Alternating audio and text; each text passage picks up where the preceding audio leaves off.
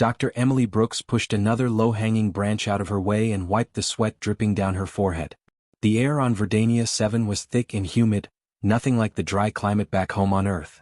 She'd been walking for almost an hour now, 3 miles out from the safety of the colony walls, and her legs were starting to ache.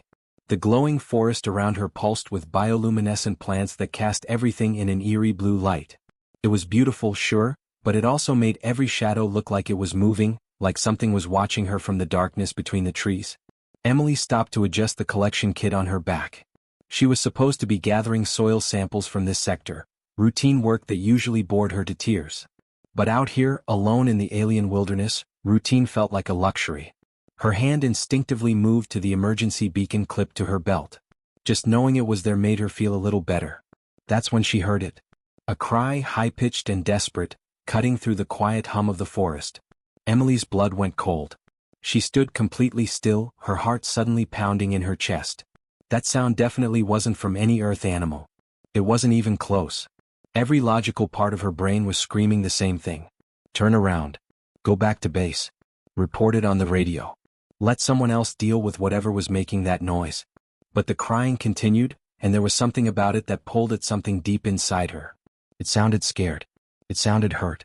Emily found herself moving toward the sound before she'd even made a conscious decision to do it.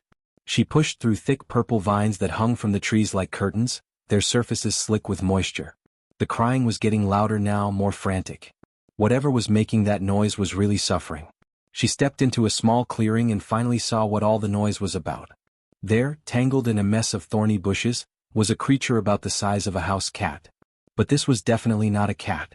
Its fur was covered in spots that seemed to shimmer and change color as she watched, shifting from bright silver to deep crimson red.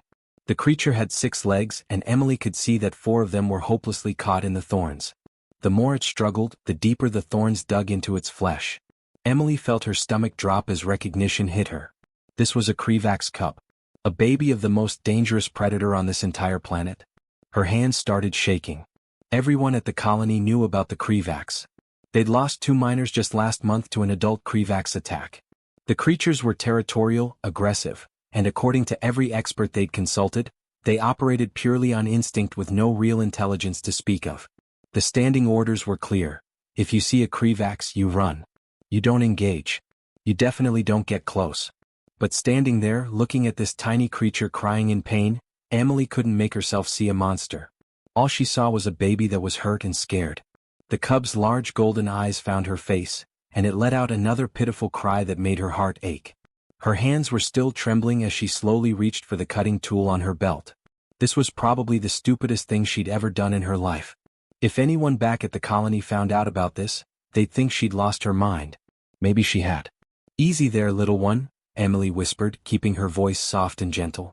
I'm going to help you, okay? Just hold still for me. She knelt down beside the trapped cub and started carefully cutting away the vines. The thorns were wicked sharp, and she had to work slowly to avoid hurting the creature any more than it already was. The cub's crying gradually softened as she worked, almost like it understood she was trying to help. Those big golden eyes never left her face, watching her every move. One by one, Emily freed each trapped leg, taking a moment to check for serious injuries. There were scratches and puncture wounds, but nothing that looked life-threatening. The cub was lucky. A few more hours stuck in these thorns and it might not have made it. As she cut through the last vine, the cub suddenly stumbled forward, right into her arms. It was heavier than she expected and warm. She could feel its little heart beating fast against her chest. For just a moment, Emily let herself feel relief. She'd done it. The cub was safe. That's when she heard the sound that turned her blood to ice. A low, deep growl that seemed to vibrate through the ground itself. Emily turned her head very, very slowly. At the edge of the clearing, backlit by the glowing blue forest, stood the mother. She was absolutely massive, easily as big as a grizzly bear back on Earth. Crystalline spikes ran down her spine, each one catching the light like a knife blade. Her eyes glowed with an amber fire that seemed to burn right through Emily. And when the creature's lips pulled back, Emily saw rows of teeth that looked like they could crush bones without any effort at all. Emily's heart was hammering so hard she thought it might burst right out of her chest. Her mouth went dry. This was it. This was how she died. 3 months on an alien planet and she was going to be killed by the mother of a creature she just tried to save. The irony would have been funny if she wasn't so absolutely terrified. Time seemed to completely freeze in that moment. The mother Krivax took one slow, deliberate step forward, and Emily noticed that despite the creature's enormous size, her paws made absolutely no sound on the forest floor. It was like watching a ghost move through the clearing. Every single muscle in Emily's body was tensed up, screaming at her to run, to get as far away as possible, to use that emergency beacon and call for help.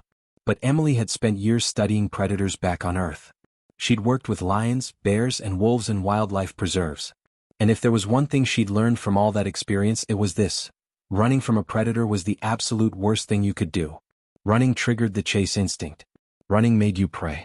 So instead, Emily did something that surprised even herself. Something that went against every panicked thought racing through her mind. She very gently set the cub down on the soft ground in front of her. The little creature made a confused sound, but Emily kept her movements slow and careful. Then she took 3 small steps backward, putting distance between herself and the baby.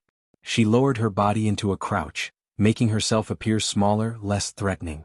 Her hands came up, palms facing forward in what she hoped was a universal gesture of peace. Though honestly, she had no idea if an alien creature would understand human body language. "It's okay," Emily said, and she was shocked at how calm her voice sounded when inside she was absolutely terrified. Her words came out barely louder than a whisper. "Your baby is safe. I helped him, that's all. I promise I'm not a threat to either of you." The mother's growl got deeper, and Emily could feel the vibration of it moving through the air and into her chest. It was like standing next to a massive engine. The creature moved closer, but she wasn't coming straight toward Emily. Instead, she was circling around her, moving toward her cub. Emily forced herself to stay absolutely still, to not make any sudden movements that might be seen as aggressive. The baby made a sound then, something that was almost like a bird's chirp but deeper.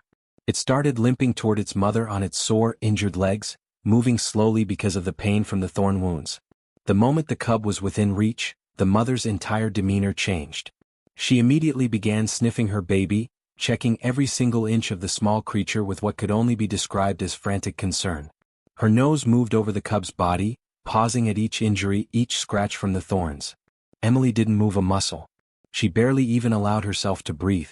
She just stayed there in her crouch, hands still raised, watching this display of maternal concern from a creature that was supposed to be nothing more than a mindless predator.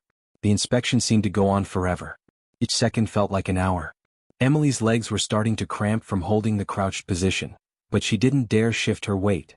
Finally, after what felt like an eternity, the mother seemed satisfied that her cub was okay. Those burning amber eyes slowly turned back to Emily.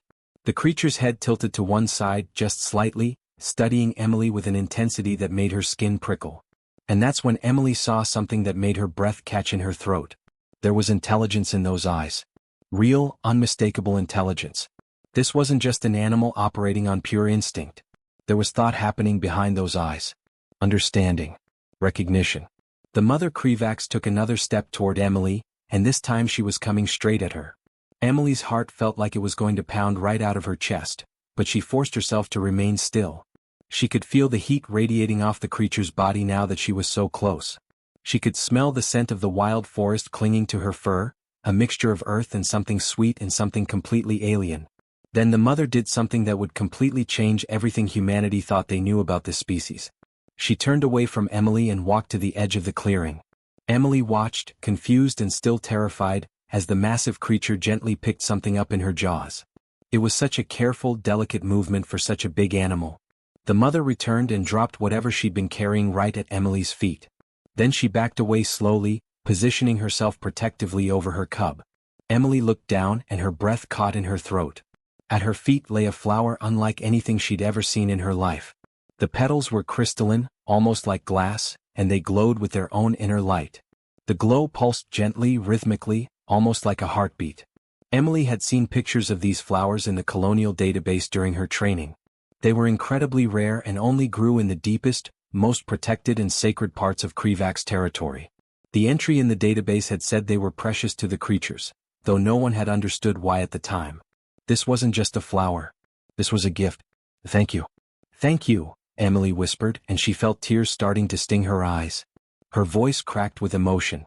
She slowly reached down and picked up the flower, cradling it carefully in her hands. The mother Krivax made a sound then, low and rumbling, but it was different from the growl before. This sound was almost gentle, almost like the purr of a giant cat. She nudged her cub with her nose, encouraging the little one to move. Together, mother and baby began walking toward the edge of the clearing.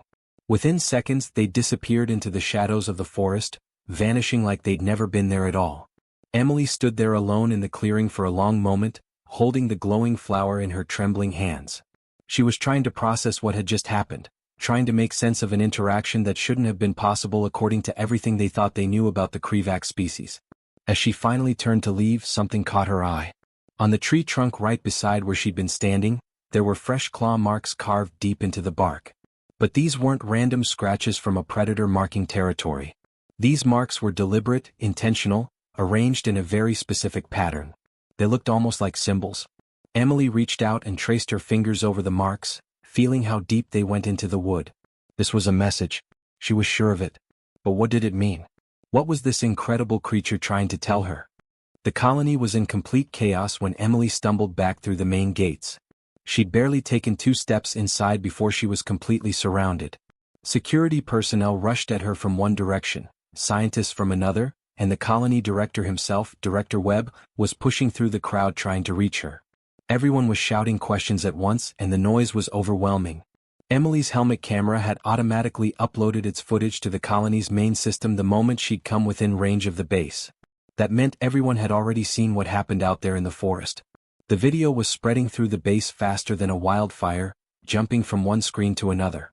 People who should have been working were crowding around monitors, watching the impossible scene play out over and over again. "This is impossible," Dr. Tom Richards said, and it wasn't the first time he'd said it. In fact, Emily was pretty sure this was the 3rd or 4th time she'd heard those exact words come out of his mouth in the last 10 minutes. Tom was the head xenobiologist at the colony, responsible for studying all the alien life on Verdania 7. He stood in front of a large display screen, replaying the footage again, his eyes fixed on the moment when the mother Krivax presented the glowing flower to Emily.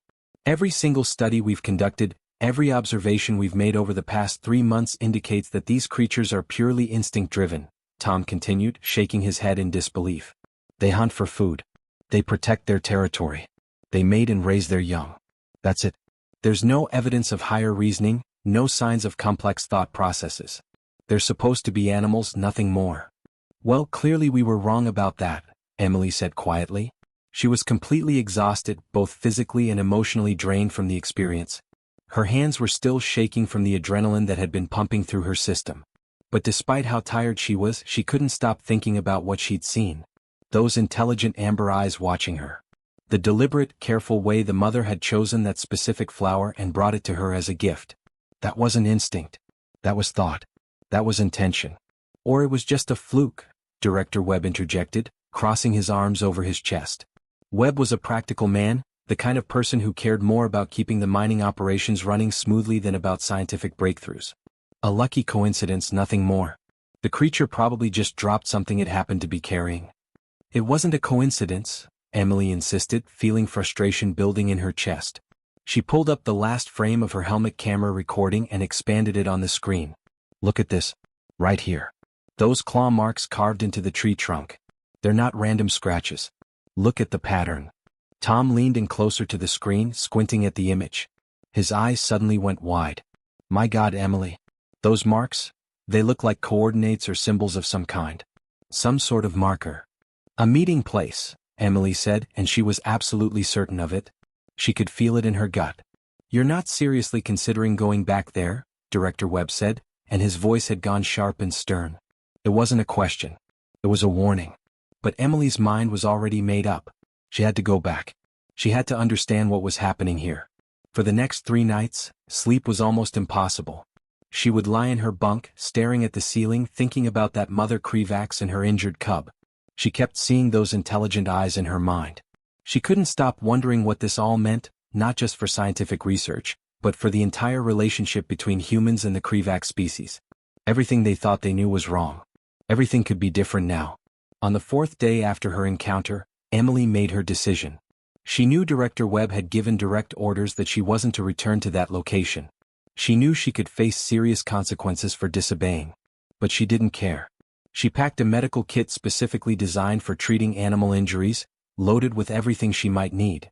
She downloaded every single piece of data the colony had collected on Krivak's vocalizations and body language, studying the files until she had them memorized. And just after dawn, when most of the colony was still asleep, she quietly slipped out through one of the side gates and headed back into the glowing forest. Finding the tree with the claw marks was easy.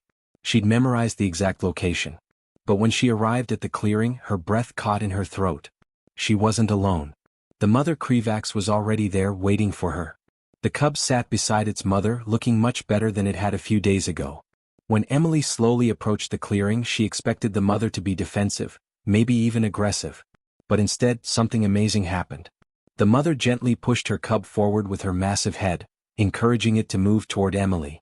Emily knelt down on the ground, moving slowly and carefully. She opened the medical kit, the clasps making soft clicking sounds. "May I?" she asked softly, even though she knew the creature couldn't possibly understand her words. But she hoped her gentle tone would convey her intention. She hoped the mother would understand she only wanted to help. The mother watched Emily with those intense amber eyes as she carefully examined the cub's legs. The wounds from the thorns were healing, which was good, but Emily could see clear signs of infection starting in 2 of them. The skin around those wounds was slightly swollen and warm to the touch. Emily worked carefully and methodically, cleaning each injury with gentle precision and applying a mild antiseptic that wouldn't harm the alien biology. The cub whimpered once when the antiseptic stung, and immediately the mother's entire body tensed. Her head swung toward Emily, and a warning growl rumbled deep in her chest. I know. I'm so sorry, baby," Emily murmured in the softest voice she could manage. "But this will help you feel better, I promise." Emily burst through the heavy doors of the colony's command center with such force that they slammed against the walls. Her clothes were completely torn in several places from running at full speed through the forest, branches catching and ripping at the fabric. Her face was flushed bright red, partly from the physical exertion and partly from the urgency of what she needed to say. She was breathing so hard she could barely get words out. Director Webb looked up sharply from where he'd been studying a holographic map that displayed the mining sector in glowing blue light. He was surrounded by Chief Morrison from security and his entire tactical team. They were all wearing combat gear, which made Emily's stomach drop. This was really happening. They were actually planning to go in with weapons. "Brooks, what the hell are you doing here?" Director Webb's voice was sharp with anger. "You were supposed to be confined to your quarters after the last stunt you pulled. How did you even get out?" Emily didn't care about his anger. She didn't care that she was probably going to be in serious trouble. None of that mattered right now. "You have to stop the operation," she said, still breathing hard, her chest heaving. "Director Webb, please listen to me. If you send troops into Sector G14, people are going to die. Human people and Krivaks." Chief Morrison crossed his arms over his broad chest, his expression hard. "Dr. Brooks, with all due respect, that's exactly why we're going in with a full security detail and heavy weapons." The miners who were doing preliminary surveys reported seeing at least a dozen Krivaks surrounding the site. "They're clearly planning some kind of coordinated attack. We need to neutralize the threat before they strike." "They're not planning an attack," Emily practically shouted, frustration making her voice louder than she intended. She slammed both her hands down on the table, making the holographic display flicker. "They're protecting their families. Can't you see that? Their dens are located in that exact sector. The mining equipment you've been setting up is drilling right next to the place where they raise their babies. Right next to their homes." She looked around at all the faces staring at her, trying to make them understand. What would humans do if aliens suddenly showed up and started tearing apart a hospital nursery? If they brought in loud machines and started drilling right where your children sleep? You'd fight back too. You'd do whatever it took to protect your kids. "These aren't humans, Emily," Tom Richards said quietly from his position in the corner of the room. He looked uncomfortable, like he didn't want to be the one saying this. "They're predators. Extremely dangerous ones. You've seen what they can do. 2 people died last month." "So are we," Emily shot back immediately, spinning to face him. "Humans are predators too. We're dangerous. We have weapons that can destroy entire planets. But we're also capable of reason, of compassion, of choosing peace over violence." She pulled out her data pad with trembling hands and quickly projected her footage onto the main screen. "And so are they." The room fell silent as everyone watched the videos Emily had recorded over the past 3 weeks. Footage of her meeting with Luna, the mother Krivaks. Images of the cub playing and healing. Clips of Luna bringing her gifts and allowing Emily to treat her baby. The intelligence in those amber eyes was impossible to deny.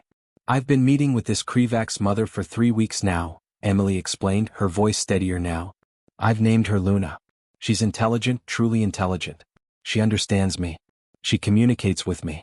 And she wants peace just as much as we do. Maybe even more because she knows her family is at risk. Director Webb stared at the footage for a long moment, his expression completely unreadable. Finally he spoke. Even if what you're saying is true, and that's a very big if, how exactly do you propose we resolve this situation? The mining operation in Sector G14 is worth 40 million credits to the company. They're not going to just shut down a 40 million credit operation because you made friends with an alien cat. Emily took a deep breath, trying to calm her racing heart. This was it. This was her chance to make them understand. Give me until dawn tomorrow. Just until dawn. Let me go to Luna and the other Krivaks. Let me try to negotiate a peaceful solution between our species. Negotiate. Chief Morrison laughed, but there was no humor in it. Emily, they don't speak our language. They can't understand complex ideas. How are you going to negotiate anything? They don't need to speak English to understand trust, Emily said firmly. I've proven that already. Give me one chance. Just one. If I fail, you can proceed with your military operation. But if I succeed, we could be the first human colony to establish peaceful contact with an intelligent alien species. We could change everything about how humanity is seen in the galaxy. The room fell completely silent. Emily could see Director Webb thinking, weighing the options, calculating risks and benefits. Every second felt like an hour.